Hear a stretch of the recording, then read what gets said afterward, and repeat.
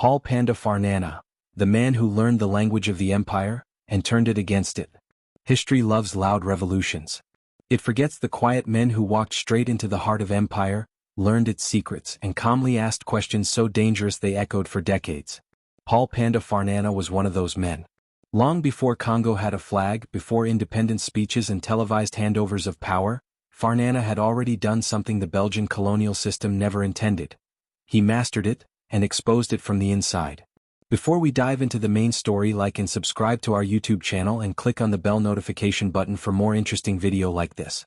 Panda Farnana was born around 1888 in the Congo Free State, during one of the most brutal colonial regimes in modern history, King Leopold II's personal colony, where rubber quotas were enforced with mutilation and terror. As a young boy, Farnana was taken to Belgium, part of a colonial practice that removed African children from their societies under the guise of civilization. Many never returned. Many were erased. Farnana was different. In Belgium, he received formal education and went on to study agronomy, becoming one of the first, if not the first, Congolese to earn a higher education degree in Europe. This alone shattered the racist colonial myth that Africans were intellectually inferior or incapable of scientific thought. But education did not make Farnana loyal to colonialism. It made him dangerous. When World War I broke out, Farnana served in the Belgian army. During the conflict, he was captured by German forces and became a prisoner of war. Even in captivity, he observed closely. He noticed something unsettling. Europeans, who claimed moral superiority over Africa, were capable of the same violence, cruelty, and chaos they accused Africans of. The civilizing mission collapsed under the weight of European bloodshed. By the time the war ended, Farnana had seen the empire at war with itself. And he returned with questions Belgium did not want asked. Back in Belgium, Farnana emerged as a political thinker, writer, and activist. He did not shout. He reasoned, and that terrified colonial authorities. He openly criticized forced labor in the Congo, racial discrimination against educated Africans, the hypocrisy of European humanitarianism. He argued that Congolese people were not children of empire but citizens in waiting, deserving rights, dignity, and self-determination.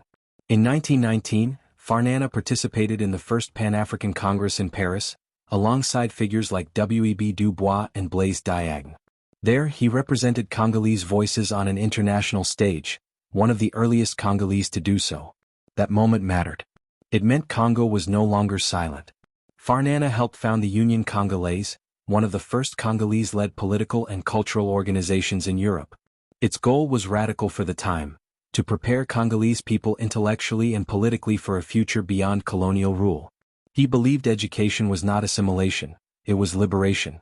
Yet this belief made him suspicious to colonial authorities. A Congolese man who spoke fluent French, understood European law, and demanded equality was more dangerous than any armed rebellion. He was watched, marginalized, gradually pushed aside. Panda Farnana died in 1930, at just over 40 years old. No independence ceremony. No national monument at the time. No headlines. Belgium moved on. Colonial rule continued for another 30 years.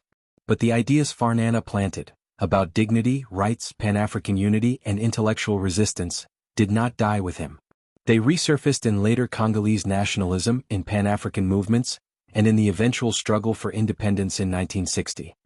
Panda Farnana proved something irreversible, that a Congolese mind, trained by Europe itself, could dismantle the moral foundations of empire using nothing but logic, history, and truth. Yet history rarely asks the most unsettling question. If men like Farnana had lived longer, if they had been heard instead of silenced, would Congo's independence have come differently, or much sooner? And more chilling still, how many others like him were never allowed to finish the sentence? Want more stories like this? Hit like and subscribe so you don't miss any of our story, because this is just getting started.